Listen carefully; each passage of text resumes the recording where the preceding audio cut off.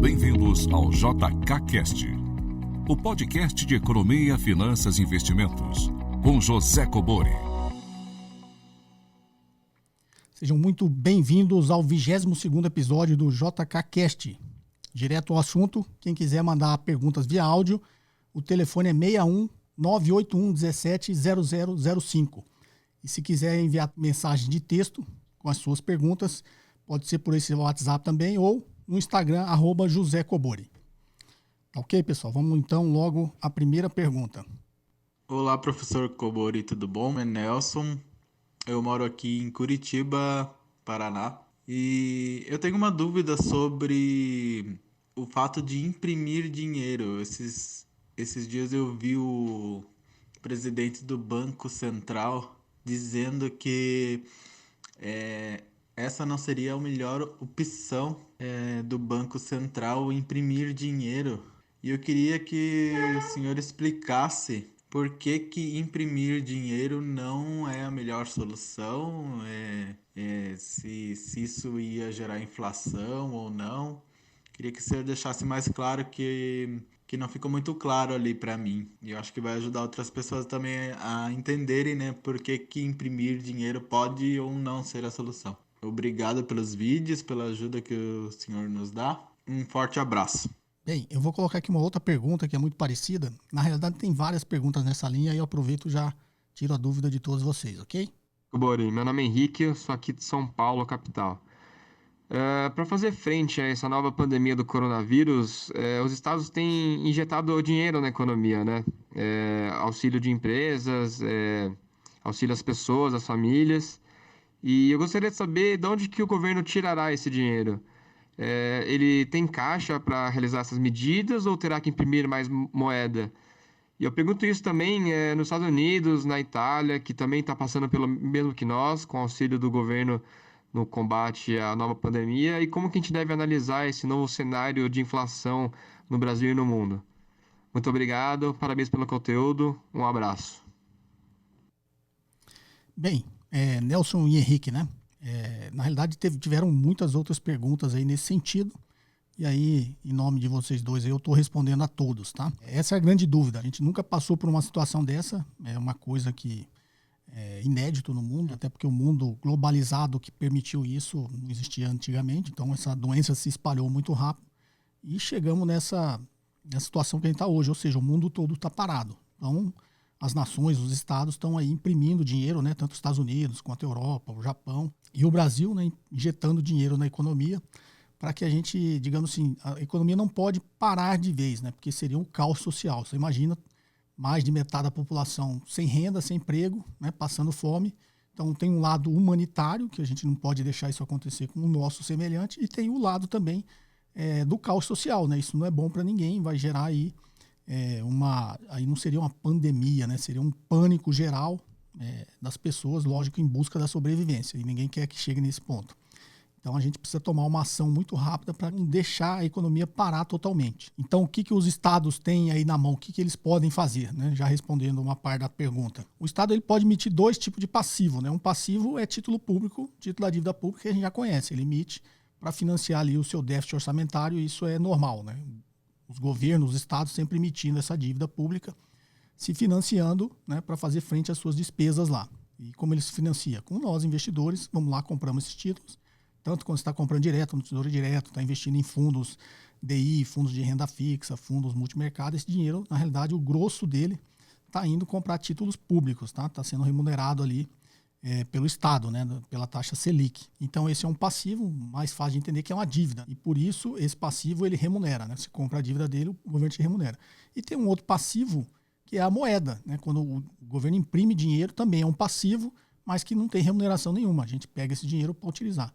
Qual que é a diferença? Que o dinheiro é a coisa mais líquida que existe, e por ser a coisa mais líquida que existe e aceitável por todo mundo, né? Desde lá do princípio do conceito da criação da moeda, todos nós aceitamos, no nosso caso aqui, o real. Então ele é o passivo líquido que liquida todas as outras coisas, né? Então por isso a gente aceita, digamos, comprar títulos da dívida, porque nos remunera, e aceitar o dinheiro que é impresso pelo Estado, porque é ele que ajuda a gente a liquidar todas as operações que a gente faz no dia a dia, né? Desde as mais simples, como comprar um pão, como pagar um contrato de aluguel, né? comprar um imóvel, pagar uma empresa. Isso tudo a gente faz com a nossa moeda. Então o governo tem essas duas opções, né? Ou ele emite mais títulos da dívida para arrecadar esse dinheiro. O que o governo estaria fazendo com isso? Na realidade, ele está pegando o dinheiro novamente de quem tem sobrando, que são os investidores, os poupadores, né?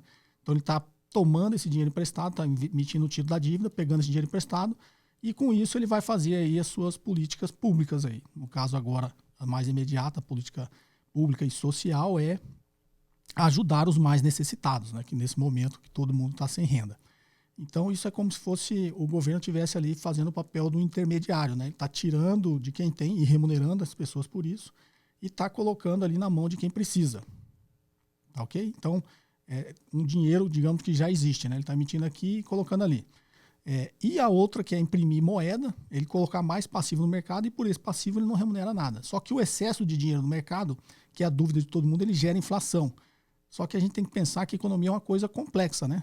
Não tem um negócio de ceteris paribus. A gente está imaginando que gera inflação, porque a gente está imaginando uma situação normal. A economia funcionando normalmente, os preços em equilíbrio, né? Oferta e demanda num certo equilíbrio. E aí você injeta mais dinheiro. Você imprime e injeta mais dinheiro. O que vai acontecer? Vai aumentar o lado da demanda, frente à mesma oferta vai gerar inflação. Só que a gente não está nesse momento normal, né? Porque o que gera inflação? Nível de desemprego menor, ou seja, o que a gente chama de pleno emprego, né? Isso tem uma pressão sobre o salário, a renda do país sobe muito, a massa salarial sobe muito, então sobe ali uma pressão do lado da demanda. E choques de oferta, quando você tem um choque de oferta também pode gerar inflação. Então a inflação, quando você injeta dinheiro, é um superaquecimento, você provocar um superaquecimento da economia. E se fosse simplificar, né, o dinheiro está sendo injetado, não vai superaquecer a economia, né? A gente está querendo injetar dinheiro para a economia não congelar, se fosse fazer uma analogia assim, né? Então eu acredito não vai ter uma pressão sobre a demanda, a gente está tentando pelo menos repor o mínimo para as pessoas sobreviverem, né? Então esse mínimo, a demanda, um sonho ideal era voltar à demanda que existia antes da crise, mesmo com essa injeção toda de dinheiro, a gente não vai conseguir fazer isso, tá? E do lado da oferta, você não imagina o que é o choque de oferta que gera inflação também. É um empresário está lá na sua produção normal, sem capacidade ociosa, está produzindo aquilo. E tem demanda para tudo aquilo que ele está produzindo. Então, quando ele vê que tem a demanda e ele já está com toda a sua capacidade ociosa sendo utilizada, isso tem uma tendência de que ele aumente o preço. Não é isso? Eu estou vendendo a mesma quantidade de produtos, tem agora mais pessoas querendo comprar esse produto ou mais dinheiro no mercado para comprar esse produto. Há uma tendência que eu comece a aumentar o meu preço, porque eu vou continuar vendendo do mesmo jeito. É isso que a gente fala do lado da oferta, né? Então, a gente imagina também nessa crise que nenhuma empresa, nenhum empresário vai estar nessa situação. Concordam? Nenhum vai estar assim, estou vendendo tudo, posso aumentar meu preço. Não. Do lado da oferta também vai ser um sonho, né? Se todas as empresas, né, conseguissem voltar ao nível de vendas que eles tinham antes da crise. Até porque a economia já tinha uma capacidade ociosa aí próximo de 4% antes da crise. E agora, né, com a previsão aí de uma recessão aí em torno de menos 5% até menos 10%, você imagine que essa capacidade ociosa está aumentando demais. Então, uma economia com uma capacidade ociosa demais não vai gerar inflação, né? E pelo lado da demanda, uma economia com as pessoas demandando muito menos do que antes também não vai gerar inflação. Então, impressão monetária não vai gerar essa inflação que está todo mundo falando, tá? Isso, eu diria que seria até bom, né, se isso acontecesse, mas isso não vai acontecer. Por que eu falo seria até bom? Porque era um sinal que a economia está superaquecida, né? É tudo que a gente está querendo. Manter pelo menos a economia minimamente aquecida para não congelar. Então, a gente está longe do estágio de superaquecimento, tá ok? E como que o governo imprime dinheiro, né? Todo mundo imagina, até quando a gente ensina na academia, a gente brinca com essa analogia que o Banco Central passa a mão no telefone e fala, imprime dinheiro aí. Liga lá na Casa da Moeda, imprime dinheiro, e a Casa da Moeda imprime esse dinheiro e injeta na economia. Na realidade, isso é só uma alusão que a gente faz, né, para explicar esse fenômeno da impressão do dinheiro, mas a impressão do dinheiro hoje ela não é assim, né? Até porque, para quem assistiu lá a Fábula do Estado da Ilha, o dinheiro físico mesmo que existe é muito menor do que todo o dinheiro que está circulando, né? Já ensinei isso aí sobre o dinheiro bancário, né? Aquele dinheiro que entra no sistema e depois ele é reemprestado e volta. Então, o sistema bancário, ele cria dinheiro. E já expliquei também sobre o multiplicador bancário. Imaginem, quando a gente fala em imprimir dinheiro, é jogando dinheiro no sistema, não só impresso, né? Está jogando dinheiro, contabilizando dinheiro no sistema. E como que isso é feito? Teve até um vídeo que eu acho que eu gravei ontem, explicando uma parte disso, sobre o balanço do banco, né? Porque que o Banco Central compra esses ativos podres do banco e as pessoas não entendem, vem só essa parte e falam assim, puxa, né, estão salvando o banco. Então, como eu já expliquei nesse vídeo, o Banco Central imprime dinheiro, esse imprime dinheiro, ele pode criar esse dinheiro virtualmente, ele não precisa ter o dinheiro físico, ele imprime dinheiro e compra esses ativos do banco. Porque fala ativo podre, isso é o crédito das empresas que o banco emprestou, e essas empresas agora também estão em dificuldade. Então é como se o Banco Central estivesse comprando esses créditos que as empresas estão em dificuldade de pagar, tá ok? Para injetar liquidez naquele banco, porque o ativo dele tem que bater com o passivo, e o passivo dele somos todos nós, que investimos no banco, depositamos. Então o banco não pode, o sistema não pode quebrar, porque ele vai implodir todo mundo. Okay? Todo mundo que hoje depende do sistema bancário vai ser implodido junto, tá, pessoal? Então, não é uma questão de estar salvando o banco. Aí, a gente pode até ter discussões que isso poderia ser feito de forma mais transparente, por que não deixa o banco quebrar. Essa discussão já existiu muito ao longo do tempo, tá? A gente até acha que o banco, sei lá, não deveria ser salvo, mas se a gente não salvar ele, acaba a economia toda, né? Vai sofrer com isso. E, infelizmente, vai sofrer sempre a população mais vulnerável quando a economia entra em colapso, tá? Então, bom, isso eu já expliquei no outro vídeo, mas é só para pegar esse par do raciocínio. Quando o banco imprime dinheiro, injeta para comprar esses ativos, essa impressão monetária, aumento da base monetária, ele está contabilizando no passivo dele. Então, agora imagina o balanço do Banco Central. Essa impressão monetária vai aumentar o passivo do Banco Central e aqueles ativos que ele comprou. Lembra das partidas dobradas no balanço? Então, ele imprimiu 1 bilhão de reais e comprou ativos de 1 bilhão de reais. Então, 1 bilhão de reais da base monetária que aumentou vai estar no passivo, e esse 1 bilhão de ativos agora vai estar no ativo dele, assim que ele está injetando dinheiro na economia. Tá ok?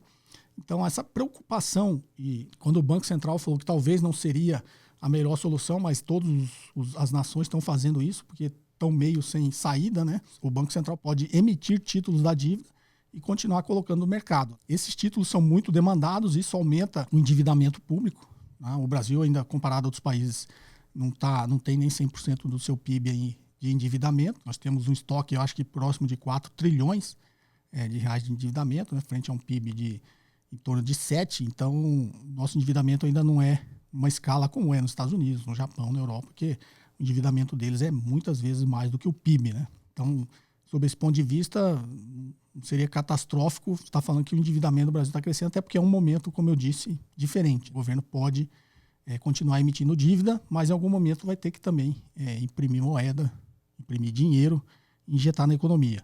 O lado pernicioso de tudo isso sempre gerar inflação, e como eu já expliquei, eu acredito muito, muito distante essa possibilidade de gerar inflação na economia. Tá ok? Espero ter respondido a pergunta de forma simples, apesar de ser um assunto bastante complexo, não é isso? Mas vamos lá, para a próxima pergunta. Olá, professor Cobori, tudo bem? Aqui é Fernando Lopes, de Maringá.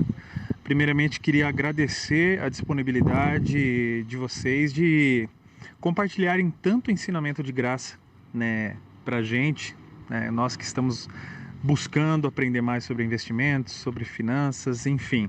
Eu já vim acompanhando o senhor no YouTube e agora tenho acompanhado também neste podcast. Agradecer também porque eu estou gravando este áudio em meio à pandemia e mesmo com isolamento social, você não parou de gravar aí e passar conteúdo para a gente.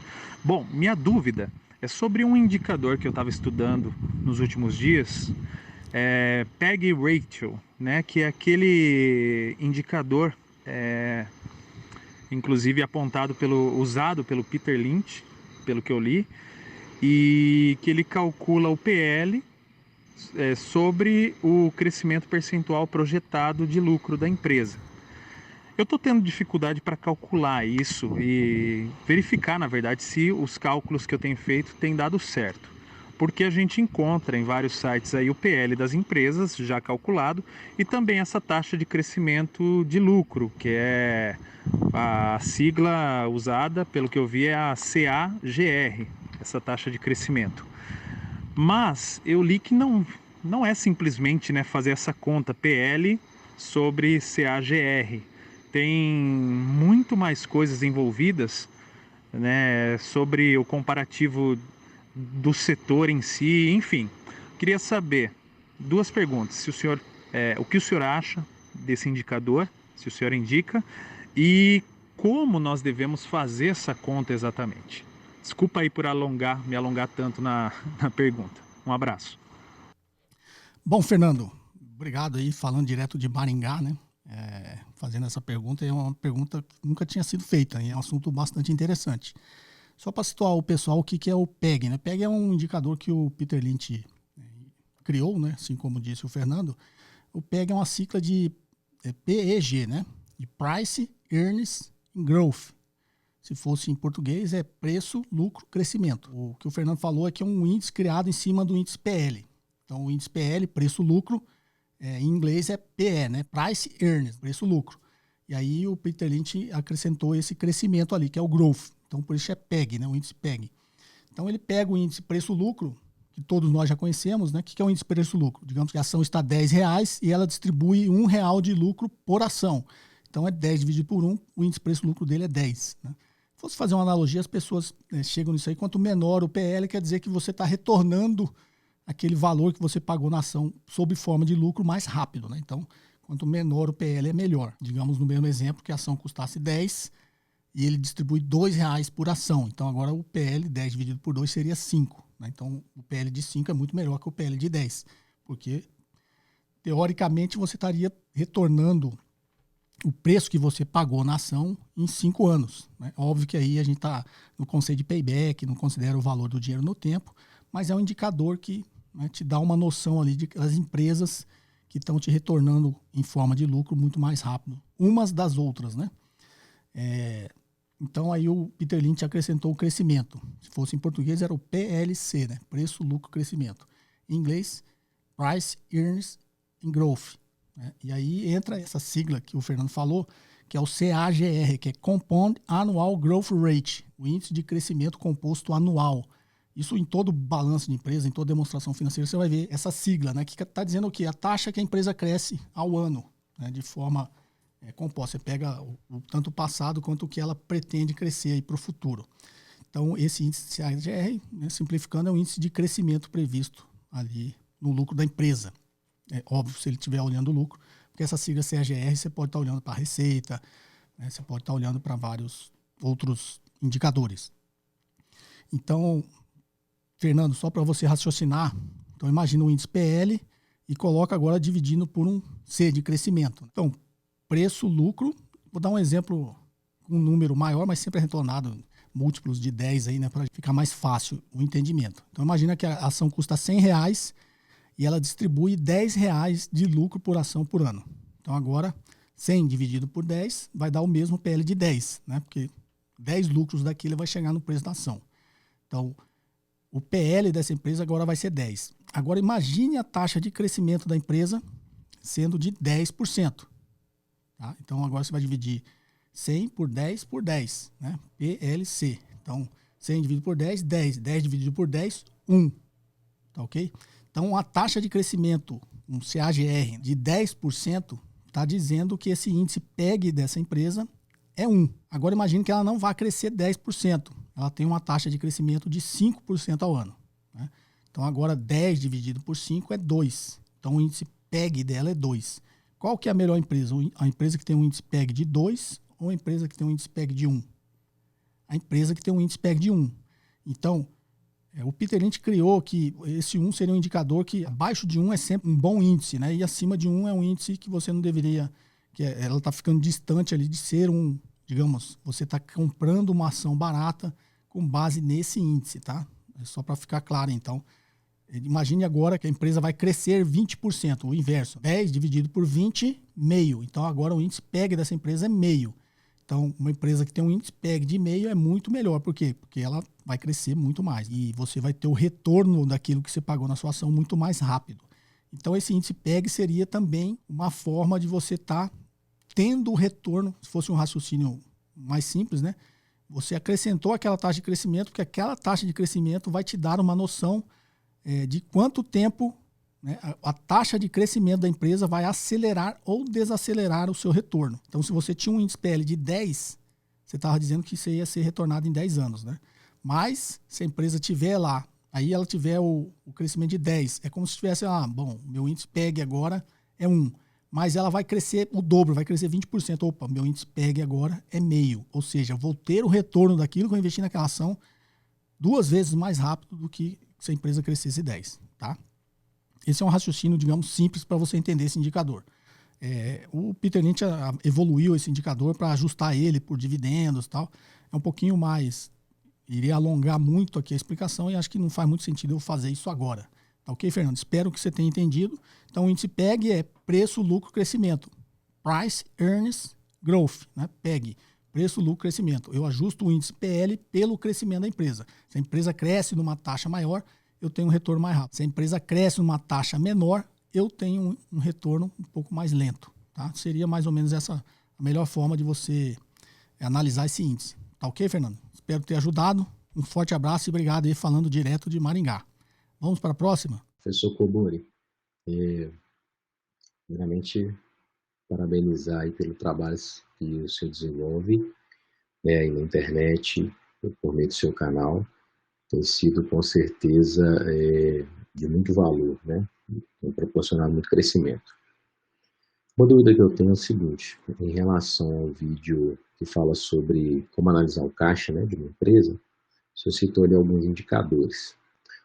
Existe alguma ferramenta que a gente consiga colocar a nossa carteira ali e a gente possa selecionar esses indicadores, né, com algum trigger, né, com algum gatilho ali, enfim, parametrizar isso de alguma forma, de tal maneira que essa ferramenta ela nos indique o momento ideal de vender, de comprar ou até de manter algum tipo de inteligência nesse sentido? Pelo jeito ele não se identificou, né, não falou o nome, mas vamos lá. Essa pergunta eu recebo muita também, mas assim, meus conselhos e o meu perfil, vocês, né, seguidores do canal, já devem imaginar a minha resposta. A sua dúvida é sobre pegar certos indicadores, colocar num sistema, parametrizar isso e o sistema te avisar qual ação, teoricamente, seria a ação boa para comprar. Eu não faria isso, tá? Eu acho que não faz o menor sentido você tentar colocar uma inteligência artificial para escolher uma ação para você, sendo que eu sou contra a inteligência artificial. Para escolher uma ação, você tem que ter uma inteligência natural, tá? Porque qualquer sistema automatizado, ele não tem inteligência suficiente para estar analisando o negócio tão a fundo quanto você analisaria e para saber se aquele negócio é promissor ou não. Ele está olhando números, né? Números muito... Eu acabei de falar aí sobre o índice PEG, né? Que já é uma evolução do índice PL, porque quando o Peter Lynch criou o PEG, o que ele está dizendo? Que o índice PL pode te enganar. Então vamos acrescentar aqui mais uma variável para a gente analisar, né? Então ele criou o PEG, que você pega preço, lucro e crescimento. Então a lógica disso é exatamente essa, né? Aquele índice pode fazer escolher empresas que não vão ser um bom investimento para você na sua carteira se o crescimento dela não for o suficiente ali para te dar o retorno que você espera. Então, ele acrescentou esse negócio do crescimento. E depois ele ainda deu uma sofisticada. Ele ajustou esse crescimento pelo índice de reinvestimento de dividendos, que eu não expliquei aqui, mas qualquer dia eu explico com um pouquinho mais de propriedade, mais de tempo, né? Mas então, você vê que eles vão tentando refinar os índices, porque o índice é um número frio, vai te dar uma noção, e não quer dizer que tem 10 empresas com aqueles mesmos 10 índices, que as 10 empresas são iguais. Então, eu acho que para escolher ações, você não deve ter nenhum sistema automatizado, tá? Eu ainda acredito no modo antigo, que é pegar as demonstrações financeiras, entender o negócio da empresa, entender o setor em que ela atua e fazer a sua análise um pouco mais criteriosa para saber se aquele é um bom negócio ou não, tá? Seria mais ou menos como você comprar um imóvel à cega, né? Só porque alguém falou que naquele lugar R$10.000 o metro quadrado para você é bom, é um bom investimento e você comprar um imóvel sem ir lá ver, né? Então é isso que um sistema automatizado estaria te falando. Olha aqui, essas 10 empresas aqui são bons investimentos, mas você precisa ir lá ver para ver se é bom o investimento. Espero ter respondido novamente, né? E vamos aqui para a próxima pergunta. Bem, pessoal, vamos pegar aqui agora uma pergunta em texto. Olá, professor. Vejo nos seus vídeos que o senhor comenta que o Tesouro Selic, LFT, Letra Financeira do Tesouro, seria aplicável no cenário de previsão de crescimento da taxa Selic. No entanto, entendo que o rendimento da LFT seja diário e, nesse caso, a alteração da Selic não implicaria maiores ganhos caso resgatasse no dia seguinte ao aumento da Selic. Por favor, poderia confirmar o meu entendimento? Obrigado, Luiz, de São Paulo. Bom, Luiz, na realidade você está dizendo que, como ele é reajustado pela Selic, se você comprar num dia e vender no outro, você não teria ganho. Você teria o ganho de um dia, né? A Selic acumulada até hoje é diferente da Selic acumulada até amanhã. Então você vai ter o ganho da Selic de um dia. Se carregar 2 dias, você vai ter o ganho da Selic de 2 dias, né? Então você vai ter ganho. Esse raciocínio vale tanto você segurar o título de um dia, quanto você segurar um título de 252 dias. Então você vai ter a Selic acumulada equivalente ao período que você ficou com o título, tá? O cuidado que se deve ter para operar esse tipo de título, a LFT, apesar de ser o título, digamos, mais tranquilo ali para você carregar, porque você simplesmente vai ter o retorno da Selic, é que ela, dependendo das condições de mercado, ela tem um ágio ou um deságio. É muito pequeno, mas tem, né? E isso afeta, no caso, a sua rentabilidade se você ficar com pouco tempo esse papel na mão. Quanto mais tempo você ficar, esse ágio ou deságio vai ter um efeito muito menor, né, na sua rentabilidade. Tá ok, Luiz? Espero ter respondido a pergunta. E vamos para a próxima. Oi, Cobori. Quem está falando é o Vinícius, de Recife, Pernambuco. Parabéns aí pelo conteúdo. Vamos lá. Minha dúvida é referente a operacionalizar, né, operar uma NTN. O que o senhor acha referente a operar NTNs mais longas, NTNs B mais longas, como 2050 e 2055, ou 2035, por exemplo? Né, no sentido de ganhar mais com a operação, com a compra e venda delas. E nesse cenário que a gente está hoje, tá, de juros baixos, talvez baixando mais, queria entender qual que é a sua opinião referente a isso. Grande abraço, muito obrigado. Bom, Vinícius, vamos lá. Esse é um assunto que está muito em voga agora, todo mundo querendo entender um pouquinho mais sobre títulos ativos de renda fixa. É engraçado, quando o mercado está muito eufórico, todo mundo quer entender de ações. E aí quando o mercado dá, sempre durante essas crises, as pessoas passam a querer entender um pouquinho mais sobre ativos de renda fixa. O que é natural. Às vezes, quando o mercado está muito eufórico, quem chegou novo no mercado, ele acha que a renda fixa não devia nem olhar, né? Tem muitos aí que falam que investe 100% em renda variável, que acham uma loucura. E aí, quando vem essas crises, as pessoas começam a se interessar um pouquinho mais por renda fixa. Então, meu primeiro conselho, Vinícius, não opere título de renda fixa. É muito arriscado. Você pode, eu diria assim, compre o título para carregá-lo até o vencimento. A melhor forma que você tem de investir em renda fixa. Se no meio do caminho esse título se valorizar mais do que ele deveria valer, aí você vende, que é o caso de uma LTN, né? Você compra uma LTN, se a taxa de juros continuar caindo, esse preço relativo que você teve, a rentabilidade sua vai ser muito maior, né? Aí compensa você vender, mas não compre ela pensando em operar para pegar esses movimentos do mercado, da oscilação da taxa de juros para ganhar dinheiro. Isso, digamos, é para profissional que entende muito disso, faz muitas operações, utiliza mercado futuro, né, para sintetizar alguns investimentos, que eu acho que eu já até expliquei, né, sobre LTN sintética, LFT sintética, operando o mercado aí futuro. Mas isso aí são pessoas que entendem muito do assunto, tem prática, tá lá, e geralmente são gestores de fundos, são quem trabalha em tesouraria de banco, né? Então eu recomendo não faça isso. E eu vou dar uma explicação agora, deixa eu até pegar uma calculadora, deixa eu ver se eu consigo, que isso aí inclusive era uma disciplina que eu estava no MBA de Finanças do BMEC que se chamava Mercado de Renda Fixa. Eu ensinava não só a precificação, mas todas as medidas de sensibilidade, risco, né, que eu já comentei aqui, duration, convexidade, como se ajusta isso. Então, para não complicar muito o nosso podcast, que é sempre muito simples, eu vou pedir para o editor pôr aqui em cima a fórmula de precificação da NTN-B. Vocês não se assustem, eu quero que vocês entendam só a lógica, tá? Vocês já viram, sempre coloca a fórmula de precificação de uma LTN, que é o preço, na realidade, a fórmula do valor presente. O preço é igual ao valor futuro dividido por 1 mais a taxa elevada ao tempo. Essa mesma lógica matemática está nessa fórmula da NTN-B, só que ela tem alguns componentes, porque tem cupom, ele tem uma parte pré e uma parte pós, né? A parte pós é o IPCA e a parte pré é os juros, que você, quando comprou a NTN-B, lá estava IPCA mais X%, esse juros está ali no denominador, mas a lógica matemática é a mesma coisa, a taxa de juros está no denominador, né? E o valor futuro está no numerador. Tá? Então essa fórmula parece complicada porque ele tem cupom, você tem que ficar calculando o preço do cupom, quantos dias úteis faltam para o cupom, e aí trazer valor presente cada cupom daquele, e depois, se vocês verem na fórmula, lá no final você tem lá o principal, né? Por isso que ali no final tá só o 1. Depois de receber todos os cupons no vencimento do título, você recebe também o principal. Então, por que eu digo que existe um risco muito grande de operar títulos públicos, de operar NTN-B? Quando você falou NTN-B curta ou NTN-B longa. Então, vou te explicar a diferença. O título mais longo tem sempre muito mais risco, tá? Então, qualquer oscilação na taxa de juros no presente vai ter um efeito muito maior no título mais longo, tanto para ganhar quanto para perder. Ou seja, ele é mais volátil. Eu dei um exemplo aqui, outra vez, do chicote, né? Você mexeu o chicote aqui, ele vai ter uma ondinha pequena aqui, mas lá na frente ele vai dar uma chicoteada grande. Então, você carregando um título longo operando, imagina que você está lá na ponta, tá? Se o chicote bater, a pancada vai ser bem maior, né? Então, deixa eu tentar fazer um cálculo simples aqui só para você entender. Por que os títulos mais longos, eles têm mais risco? Vamos pegar sempre uma base, né, de 1.000. Então, vamos lá. Qual raciocínio eu vou fazer? Vamos pegar um título de 1.000, né, sendo que houve uma alteração na taxa de juros agora e uma alteração na taxa de juros, sei lá, daqui 5 anos. A gente vai ver qual o impacto no título de 1 ano e qual o impacto no título de 5 anos. Então, vamos lá. R$1.000 dividido por um título que pague 10%. Então, é 1 mais a taxa, dividido por 1,1 elevado ao tempo, que é 1. Então, é só você dividir.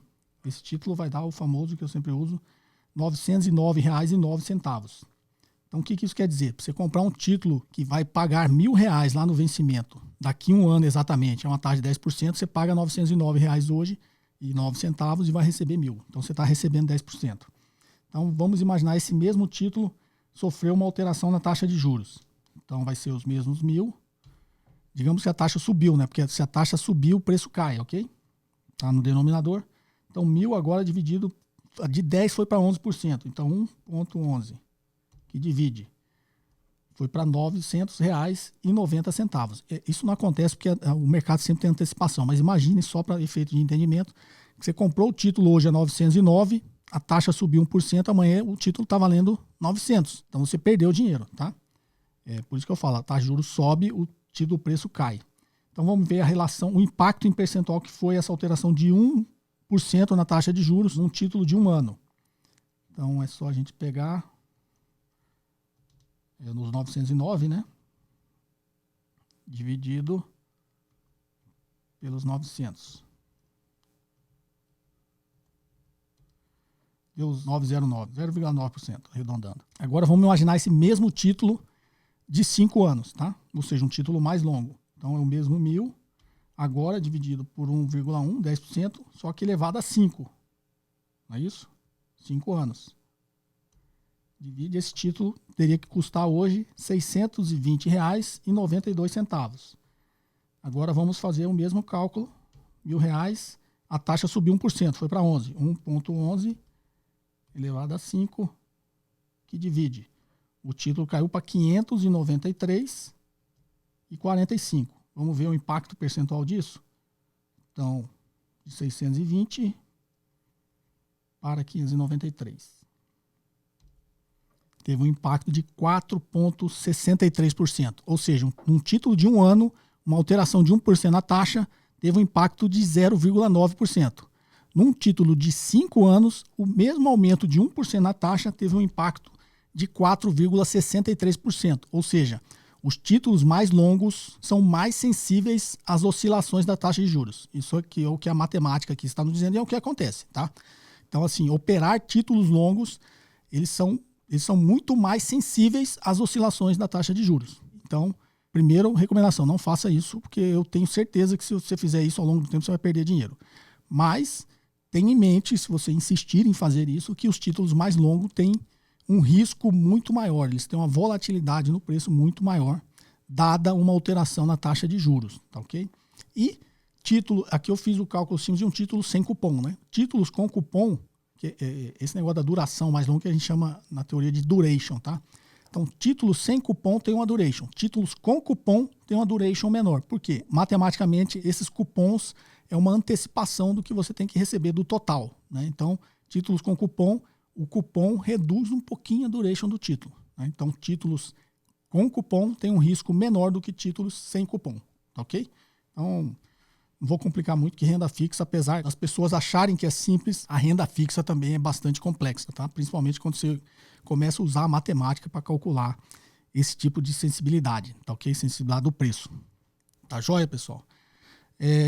Eu espero que vocês tenham gostado do capítulo de hoje, né? Do episódio de hoje. E eu espero vocês no próximo episódio, novamente. Para quem quiser mandar perguntas via áudio, o telefone é o 61 98117 0005, tá ok? Via texto pelo Instagram, toda sexta-feira, @José Cobori. Tá joia? Eu agradeço, né, vocês ficarem até o final. Um forte abraço e até o próximo episódio. Você ouviu mais um episódio de JK Cast, o podcast de economia, finanças e investimentos com José Cobori.